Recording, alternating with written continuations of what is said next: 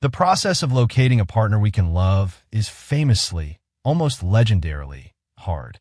We talk about it with friends over coffee. We swipe through endless profiles on our phones. We read articles that promise the secret formula. This shared struggle is so central to our culture that it may, for a long time, disguise an alternative, even more complicated reality. That whatever we might claim, whatever we might tell ourselves in the quiet moments of the night, it would actually be a lot easier for many of us if we never found a partner at all. This isn't a cynical statement, but a deeply human one. While the hurdles of dating awkward first dates, the ghosting, the sheer exhaustion of it all undeniably exist, that doesn't mean they aren't also being gratefully, if unconsciously, used. We use these difficulties to hide a harder-to-mention wish to remain on our own, a wish we often hide most successfully from ourselves. Consciously, we perform the role of the hopeful single person perfectly. We tell ourselves and our friends that we would dearly love to finally land on a compatible partner, someone to share our lives with. But inwardly, in the hidden control room of our psyche, we are hard at work ensuring that we won't. We are the architects of our own solitude, meticulously building a fortress and then complaining that no one ever comes to visit. And we do this for a variety of hugely understandable, deeply resonant reasons. Let's take a moment to truly honor these reasons, for they are not signs of failure, but scars from battles we have fought. It might be because it's simply too painful to hope again. The cycle of getting your hopes up, of imagining a future, of letting your guard down, only to have it all crumble, is excruciating. Each time feels like a small death, and our hearts, like any other part of us, can only take so much damage before they learn to protect themselves at all costs. It might be because we've realized, with a sad sense of wisdom, that we have a powerful, almost magnetic talent for identifying people who then go on to torment us. We seem to be drawn to the familiar chaos, picking partners who mirror old wounds or unresolved dynamics from our past. It's a pattern so consistent it feels like fate, but it's often just our subconscious trying to solve an old problem with a new persona strategy that almost never works. Perhaps we've simply had enough of other people's madness and far too much experience of our own. In the early stages of dating, everyone presents their best self.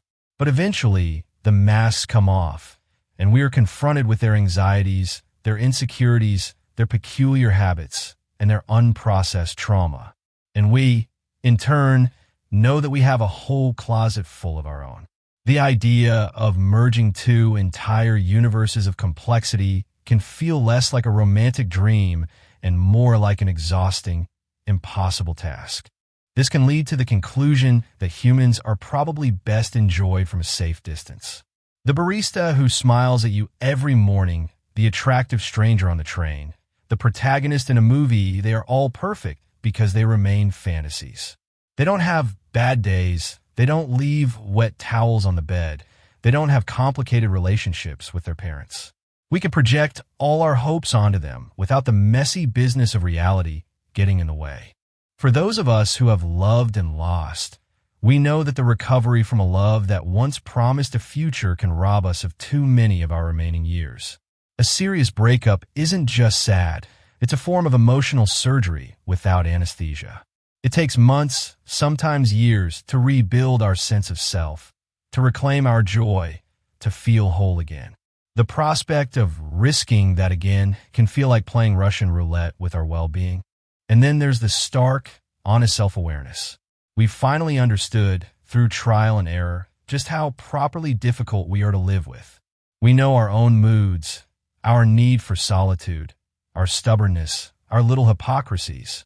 We know the parts of ourselves that we don't like very much, and the idea of asking someone else to put up with them can feel like an unreasonable request. So we retreat. We find that the quiet, predictable feeling of longing when we're alone can be so much more gratifying than a scratchy, day-to-day reality with someone else. Longing is a clean, pure emotion. A relationship is messy, filled with compromise, negotiation, and the friction of two imperfect people trying to build a life together. At its core, the logic is simple and primal. If we never love, we can never truly be hurt again. It's the ultimate defense mechanism. Our psyche is trying to protect us from what it perceives as the single greatest threat to our emotional stability. And last, but certainly not least, there's the foundation of it all. Many of us simply didn't have the sort of childhood that develops the right instincts for this game. If our early years taught us that love was conditional, unsafe, or unpredictable, we grow up with a faulty blueprint. We don't learn how to trust, how to be vulnerable, or how to believe that we are worthy of steady, unconditional love. We navigate the world of relationships like someone trying to read a map in a language they never learned. But since these are all very difficult, painful thoughts to own up to, we disguise our true intentions behind a choreography of well-designed accidents. We tell ourselves that love would have been delightful. It was just that we consistently chose people who we knew, on some level, would be too busy or emotionally unavailable. We conveniently failed to call back those who were keen and available, dismissing their interest as desperation or a red flag. We always left the party just before it got interesting, or we stopped swiping on the apps right when things could have gotten serious. We've declared that they're all boring or unintelligent or unattractivious sweeping generalization that protects us from having to look at any single individual too closely. Most effectively, we disappointed others before they ever stood a chance of disappointing us, ending things preemptively to maintain a sense of control. As a result, we can continue to experience, with a sense of security, one of the most risk-free of all beliefs, that we would love to be in a relationship if only we could find the right person. This myth of the one is our greatest alibi. We may be denied a partner, but in return, we can hold on to something that feels even more precious, a sense of safety and the sure belief that the appropriate candidate, if they ever arrived, would be a magical being capable of solving all our suffering. It's a sad irony that there may be few stronger romantics than those who manage carefully and sometimes, perhaps, even wise-a-lido steer clear of anyone to be romantic with. But perhaps that isn't the end of the story. Perhaps this deep-seated fear, this intricate choreography of self-sabotage, is not a life sentence, but a crucial stage of growth. Acknowledging these fears isn't an admission of defeat. It's an act of profound self-awareness and immense courage.